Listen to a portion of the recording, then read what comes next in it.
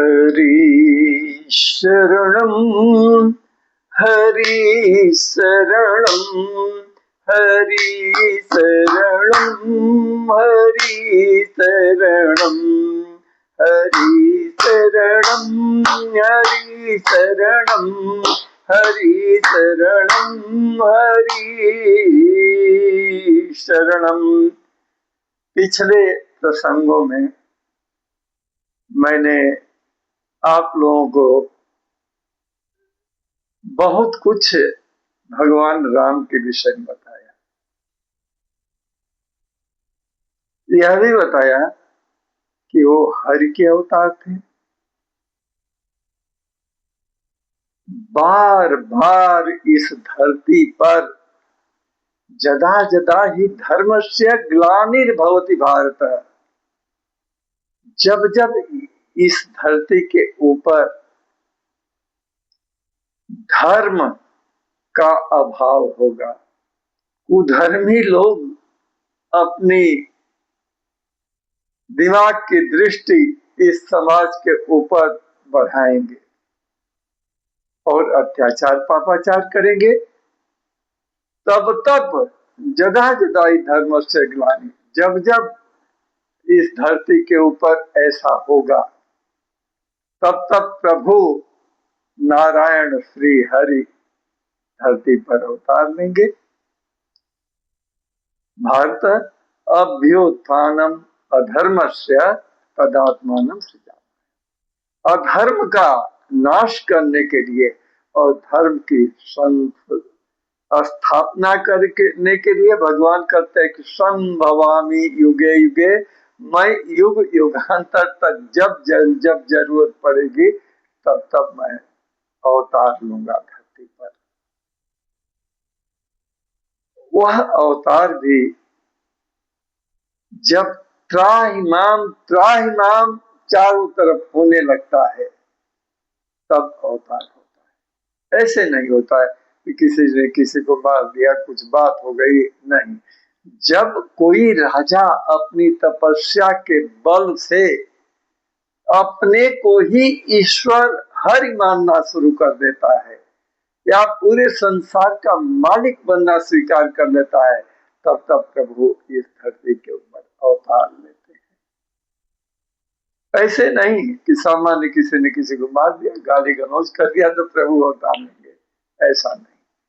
जब अपनी पराकाष्ठा को, अंतिम सीमा को पापाचार अत्याचार बढ़ता है तो भक्त जन उद्धारवे को, भक्तों के उद्धार के लिए और संत जितने भी संत पुरुष सज्जन पुरुष होते हैं उनका कल्याण करने के लिए इस धरती पर प्रभु अवतार लेते हैं। तो अवतार लेकर के प्रभु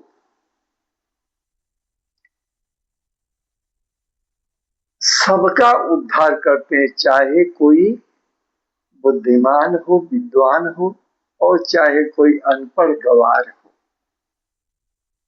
पापी हो, उसके कोई पुण्य काल ऐसे पिछले जन्म के होते हैं या इस जन्म में भी उसके घर में परिवार में स्त्री पुत्र इतने ज्यादा धर्म कर जाए कि उसके कल्याण की बात सोचें, तो उसके लिए प्रभु अवतार लेते हैं। अब आप ये कहेंगे कि पापी है उसका उद्धार कैसे होगा, उसने तो अच्छा कर्म किया नहीं, तो उसके परिवार के अच्छा कर्म करने से कैसे उसकी मुक्ति गति होगी। तो देखिए उदाहरण, प्रहलाद भक्त थे, हिरण्यकश्यप अत्याचारी था, लेकिन अवतार हुआ नृसिंह भगवान का, और जब उन्होंने हिरण्यकश्यप का शरीर विदीर्ण कर दिया, चीर दिया, तो भक्त प्रहलाद ने बहुत दिनों तक हाथ जोड़ करके हिरण्यकश्यप के उद्धार के लिए, पिता के उद्धार के लिए एक पुत्र ने भगवान का आराधन विनय किया। भगवान ने सुना ना, और उन्होंने उद्धार किया। तो भगवान इसी प्रकार से उद्धार करते हैं। जब कोई परिवार का व्यक्ति भी, अब क्या था, सत्यवान के पुण्य नहीं थे,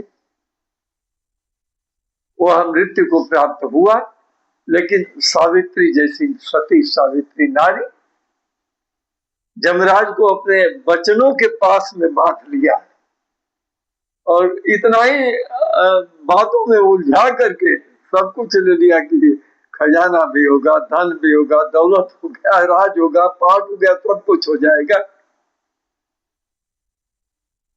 आप मुझे एक, अब उलझे हुए थे उस समय जमराज जी, तो उसी समय मांग लिया कि एक मुझे पुत्र भी हो। जो धड़ थे उनके मुख से निकल गया कि इसने नहीं समझे कि पुत्र मांग रही है। जल्दी से उन्होंने बोल दिया तथास्तु, और सत्यवान के प्राण लेके चल दिए। सावित्री ने हाथ जोड़ करके विनती किया, हे जमदेव, आपने अभी अभी मुझे पुत्र रत्न प्राप्त होने का आशीर्वाद दिया, तो मेरे पति को लेकर के जा रहे हो, तो मुझे पुत्र कैसे होगा? बात दिया सती ने।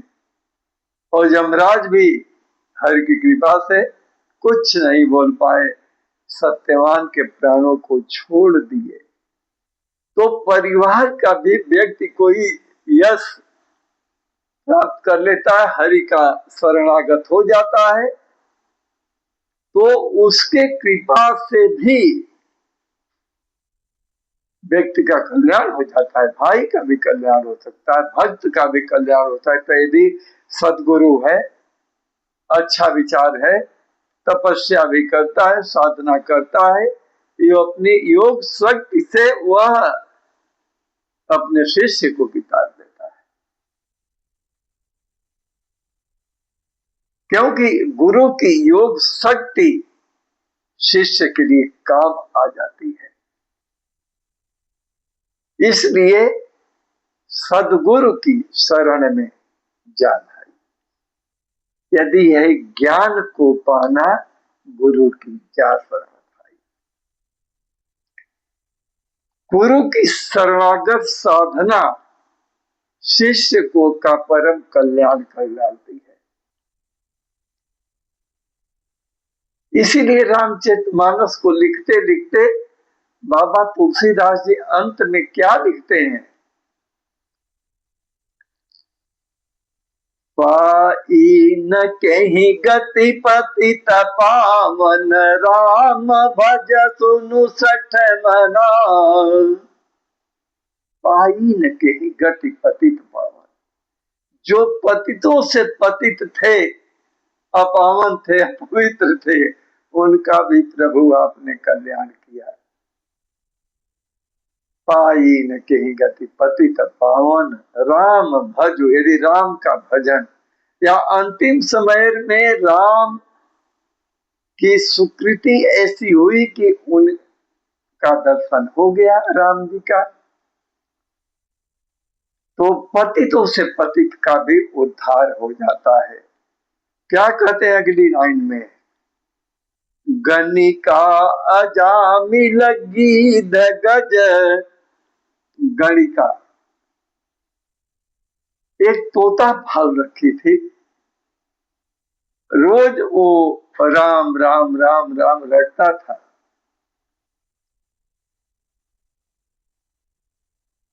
तोता अक्सर कल राम की आवाज निकाल देते हैं, हर की आवाज। उनको कोई अद्भुत शक्ति पिछले जन्म से मिली हुई, आशीर्वाद मिला हुआ है। बाकी पंछी तो नहीं करते ऐसा, लेकिन तोता को आशीर्वाद है। घड़ी का पाल रखी थी, सोचती थी, कान लगा करके सुनती थी कि क्या ये बोल रहा है, राम राम राम राम।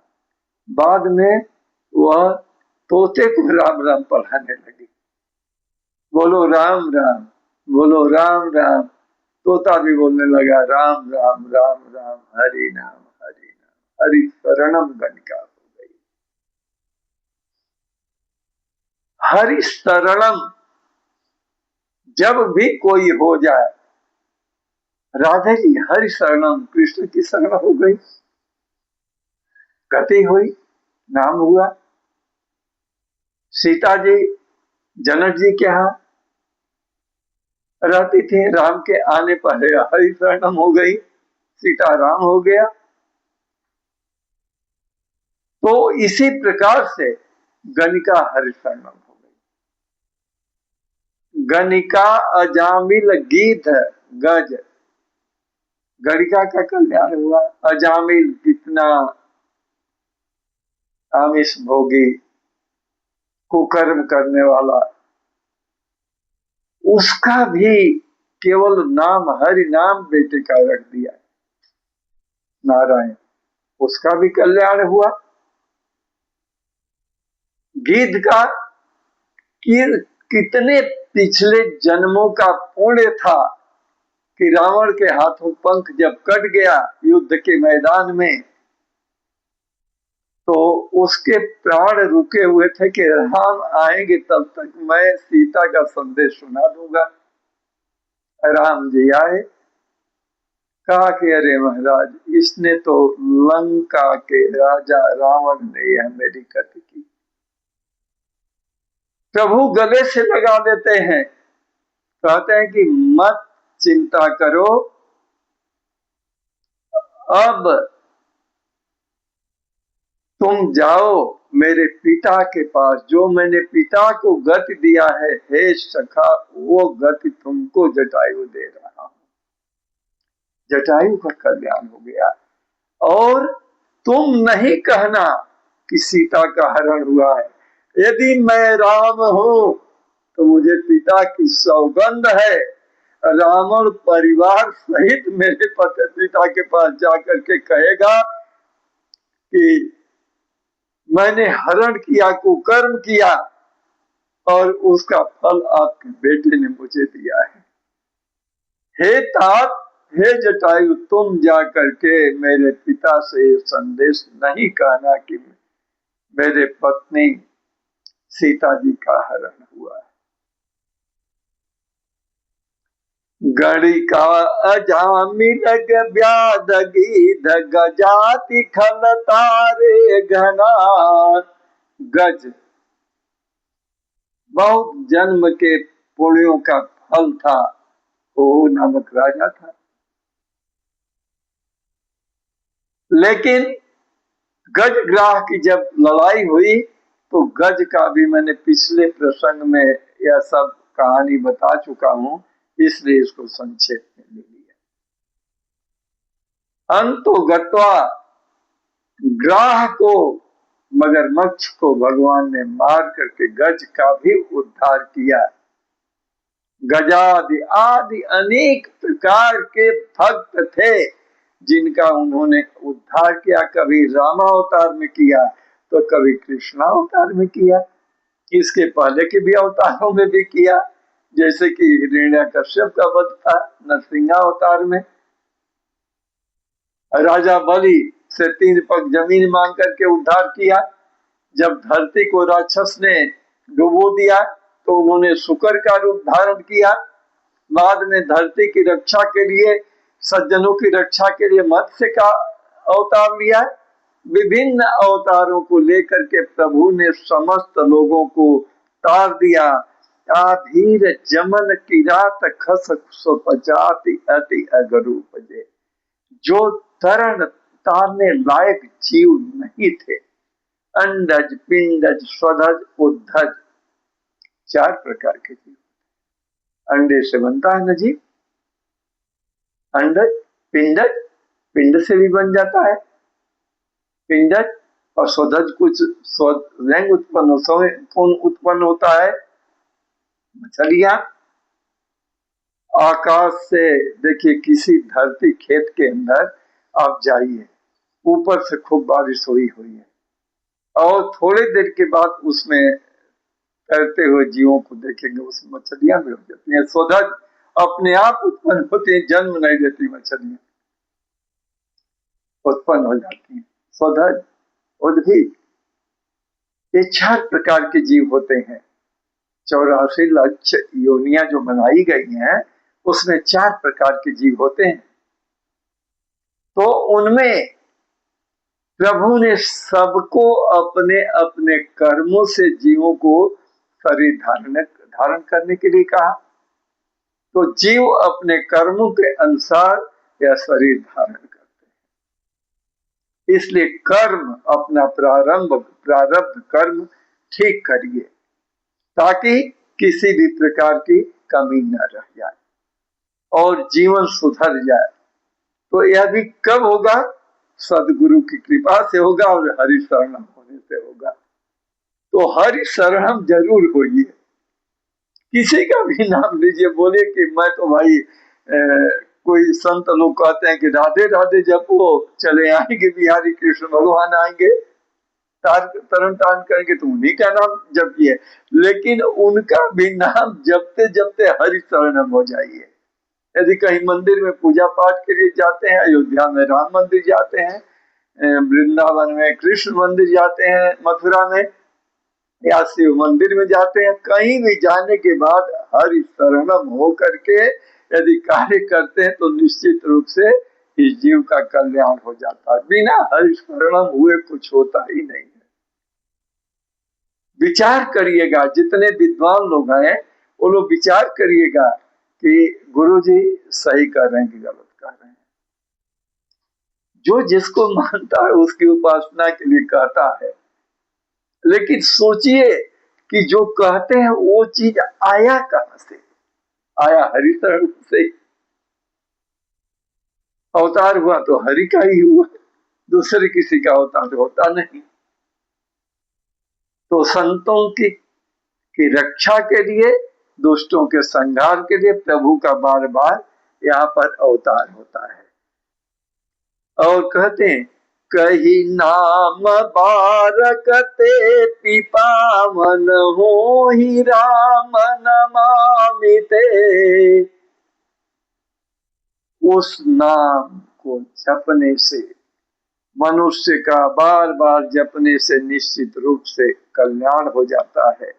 नाम से कल्याण हो जाता है, लेकिन बार बार जपना है।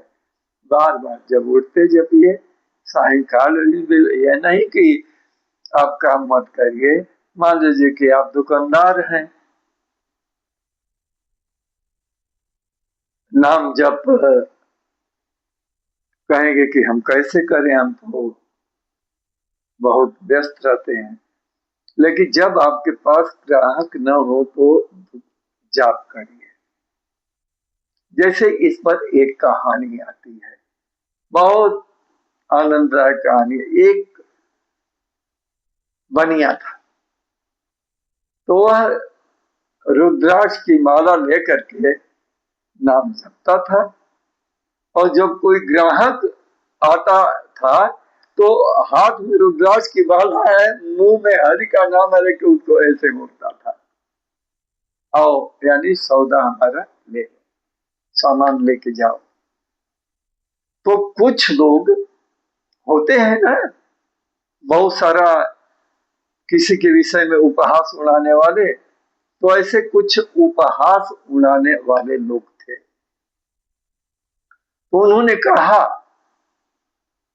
कि अरे वो तो बड़ा धूर्त बनिया होगा, क्योंकि हाथ में रुद्राक्ष की माला ले लिया तो क्या जाप करता है, फिर जब आगे बढ़ो तो जाप करता रहता, फिर जब उसके सामने जाओ तो हाथ से बुलाता है और सामान देता है, लेकिन माला छूटती नहीं है और पैसा लेता रहता। तो वो क्या, वो तो ढोंग करता है। जाकर के उसको लोग बड़ा भला बुरा कहने लगे। तो एक चौराहा था, वहां पर उसी की चर्चा भले बुरे की खूब हो रही थी। तो एक संत उधर से आ गए। तो संत ने बोला कि यहाँ पर किसकी चर्चा हो रही है? क्या कोई बहुत बड़ा संत महात्मा है, या कोई बहुत बड़ा राजा है, या कोई बहुत बड़ा धनुर्धर है, राजकुमार है? यानी किस प्रकार का व्यक्तित्व है जिसकी इतनी ज्यादा चर्चा हो रही है, और ये चर्चा आम लोगों में बढ़ती ही जा रही है। तो कुछ लोगों ने कहा कि महाराज एक बड़ा ढोंगी बनिया है। महाराज वो हाथ में माला लिए रहता, बड़ा ढोंग करता है। जब दुकानदार हम लोग जाते हैं तो ऐसे बुलाता है, सामान देता है और फिर बैठ जाता है, वैसे ही घुमाता रहता है। और जब किसी को तो क्या जप करेगा, वो तो ढोंगी कर रहा है ना। तो संत जी ने कहा कि भैया एक बात बताओ, मैं पूछना चाहता हूं कि वो तो ढोंग कर रहा है और राम का नाम भी ले रहा है, हरि का नाम भी ले रहा है, लेकिन तुम लोग क्या कर रहे हो कि उसका उपहास उड़ा उड़ा करके और अपना गति खराब, प्रारब्ध कर्म खराब कर रहे हो, पाप कर रहे हो।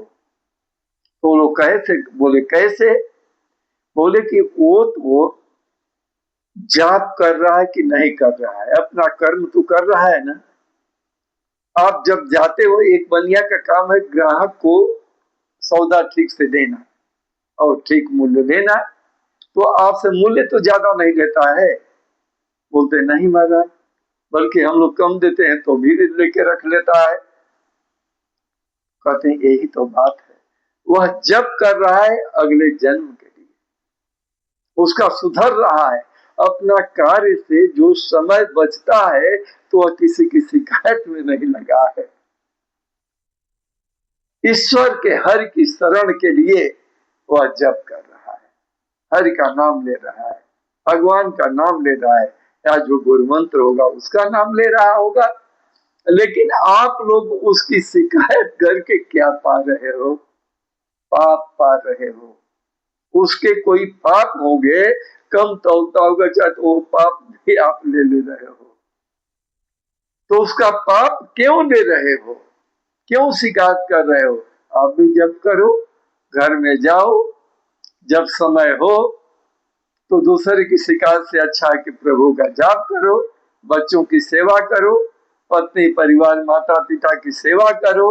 और जब खाली समय है तो उसमें यदि जाप करोगे तो मानसिक स्थिति का सुधार होगा, कोई बुरी भावना नहीं मन में आएगी, अच्छी भावना उत्पन्न होगी और दूसरों के लिए आप आनंद के कारक बनेंगे, परोपकारी बनेंगे, दयावान बनेंगे, हंसमुख रहेंगे, ईश्वर का चिंतन करेंगे, हरि का नाम लेंगे और दूसरे को भी हरि का नाम लेने के लिए प्रोत्साहित करेंगे। तो बताइए पुण्य हुआ ना?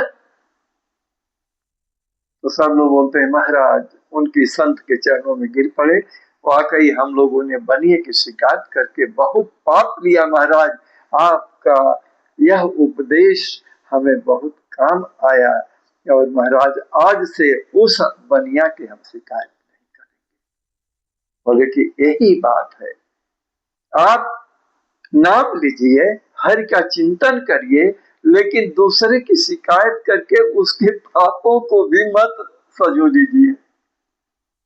वह तो अपने इस जन्म में भी कर्म करके और परिवार का पालन पोषण कर रहा है और जब करके अगला जन्म सुधार रहा है। बोले महाराज बिल्कुल सत्य है। इस प्रकार से लोग बाग बनिए की शिकायत करना बंद कर दिए और संत की चरणों का आशीर्वाद लेकर के अपने अपने घर चले गए। इसलिए कहते हैं कि हरि का नाम लेते रहिए। ये जो मैंने रामचरितमानस के अंतिम छंद को पढ़ा है, इसका में देखिए आगे के लाइन में क्या कहे हैं कि रघुवंश भूषण चरित नर, रघुवंश भूषण चरित यह नर कहीं सुनहि जे गावही, कलिमल मनोमल धोई बिनु श्रम राम धाम सिधावही। इतना ही नहीं, सत पंच चौपाई मनोहर जानी जो नर उर धरे, सत पंच चौपाई मनोहर जानी, सत पंच चौपाई पाई मनोहर जानी जो नर उर धरे। दारुण अविद्या पंच जनित विकार। पंच जनित विकार क्या है बता रहा हूं। पंच जनित विकार दारुण अविद्या पंच जनित विकार श्री रघुबर रे। पंच जनित विकार काम क्रोध मद मोह अहंकार पंच जनित विकार है जो कि मनुष्य को घेरे रहता है और मनुष्य की दुर्दशा करता रहता है। काम क्रोध मद मोह। क्रोध क्या है? जब तमतमाता आता है ना तो हमारी अविद्या मस्तिष्क में आ जाती है, शांति भंग हो जाती है। अब हम बुरा करने जा रहे हैं कि भला करने जा रहे हैं इसका भी ज्ञान नहीं। काम क्रोध मद अहंकार मोह। मद मोह अहंकार।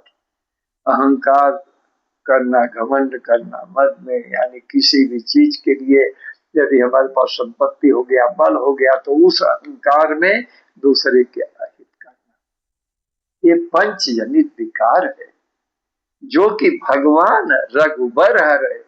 यदि उनका नाम बार बार हम लेते हैं तो वो उसका हरण करते हैं। और तुलसीदास जी ने तो यह लिखा, सत पंच चौपाई मनोहर जानी जो नर उर धरे। हृदय में धारण करता है। सत पंच, 2 4 5 7 चौपाई दी। तो तुलसीदास जी ने तो यह कह दिया। अब जो विद्वान लोग तो होते हैं कि कोई 5 चौपाई कोई 7 चौपाई निकालेंगे, बोले कि इसके लिए तुलसीदास जी ने कहा। नहीं, ऐसा नहीं है। तो क्यों कोई भी चौपाई ज्ञान की आप निकाल लीजिए, सब ज्ञान की चौपाई है। उसमें से यदि 5 7 चौपाई के ऊपर भी आप अमल कर लेते हैं तो निश्चित रूप से श्री हरि कल्याण आपका कर देते हैं। कोई भी चौपाई गुरु के प्रति है, समाज के प्रति है, लीलाओं के प्रति भी है, आपके लिए भी है, हमारे लिए भी है। बहुत सारी चौपाई 7 5, चाहे भगवान के राजतिलक की चौपाइयों को ले लीजिए, चाहे भगवान की लीलाओं की चौपाइयों को ले लीजिए, कोई भी 5 7 मत किसी के बातों में आइए कि नहीं सतपंच यही है। नहीं, तुलसीदास जी ने यह नहीं लिखा कि सतपंच यही है। उन्होंने यह किया कि इसमें से कोई भी चौपाई जो आपको अच्छी लगती है, सुंदर कांड की, बाल कांड की, अयोध्या कांड की, अरण्य कांड की, कितनी बढ़िया बढ़िया चौपाई है। जीविपा खंड बाधते गुप्त हो ही सदग्रंथ, बेकार की बातों से सदग्रंथ का लोप होता है। बताइए, सब ज्ञान की बातें ना, सब चौपाइयां, चाहे आप सुंदर कांड, लंका कांड की चौपाइयों को आप ले लीजिए तो भी कल्याण होगा। उत्तर कांड की चौपाई तो बहुत बड़ा विज्ञान ज्ञान कांड है। काकभूषुंड जी के प्रसंग को ले लीजिए, चाहे उसके बाद जो संवाद आता है काकभूषुंड जी और गरुड़ जी का ज्ञान के प्रति, यही कलिकाल न साधन दूजा, जोग जग जब तप व्रत पूजा, कोई भी ले लीजिए कि इस कलिकाल में कोई साधना नहीं तो जप योग व्रत पूजा इत्यादि करके मनुष्य का कल्याण हो जाता है।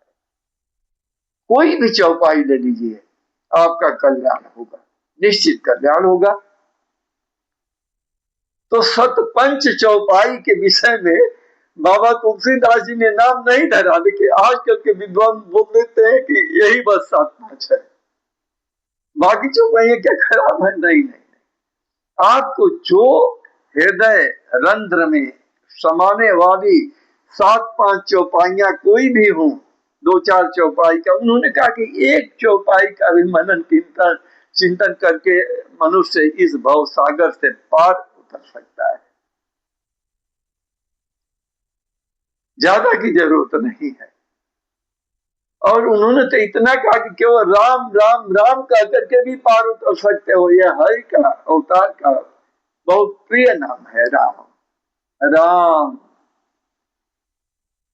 देखिए, कृष्ण जब गर्गाचार्य ने जी ने नंद बाबा कहने पर नामकरण किया तो क्या किया? कृष्ण कृष्ण कृष्ण उनके हृदय से निकला गर्गाचार्य जी के, और वे कृष्ण पूरे ब्रह्मांड में समाहित जो थे वो कृष्ण निकाल दिए और सबको दे दिए कि हरि का नाम कृष्ण। और जो कृष्ण बोलेगा वो भी राधे के साथ कृष्ण बोल जाएगा। आहा, सीधे कल्याण उसका होता है।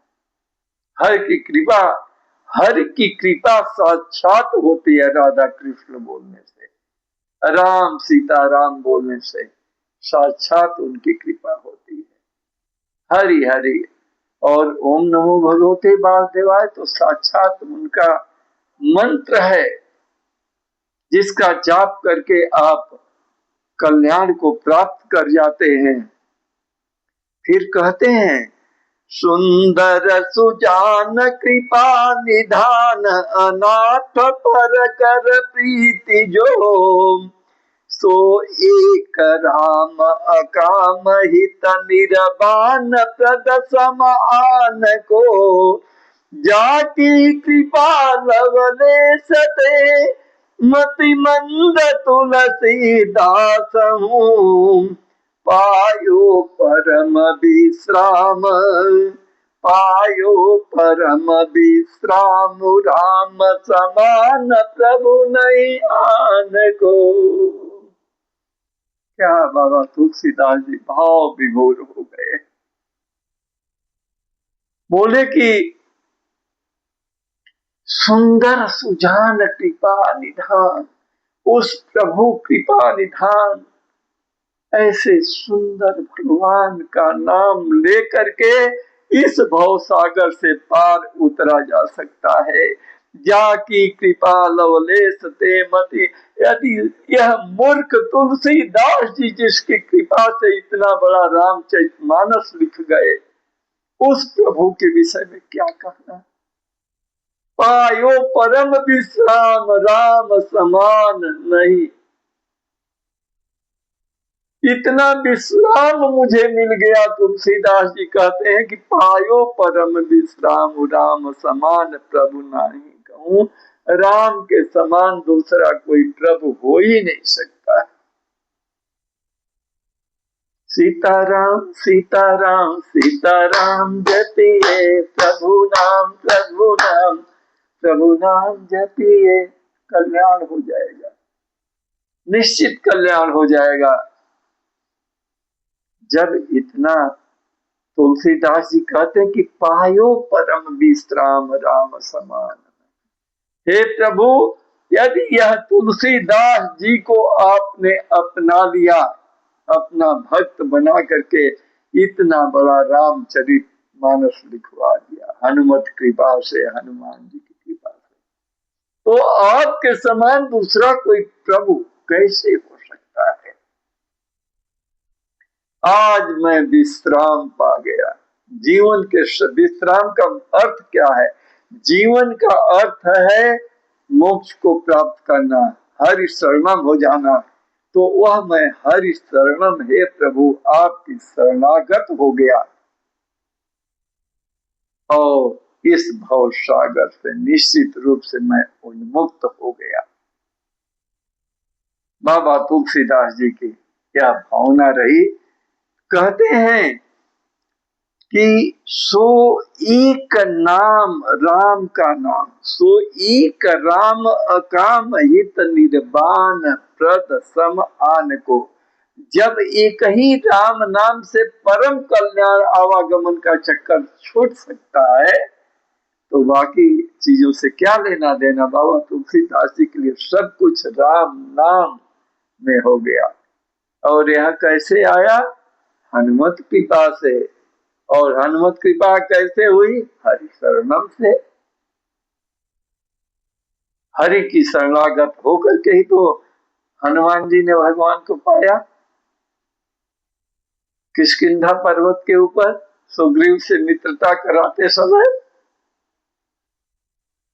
हनुमान जी ने पहचान लिया और राम ने हनुमान जी को पहचान लिया और तुलसीदास जी के ऊपर कृपा हनुमान जी ने कर दिया। पूरा राम से मानव संपन्न हो गया। तुलसीदास जी को बड़ा आनंद आया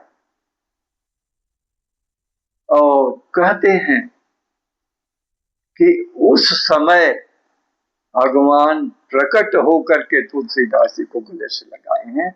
यह प्रसंग में अगले प्रसंग में डालूंगा।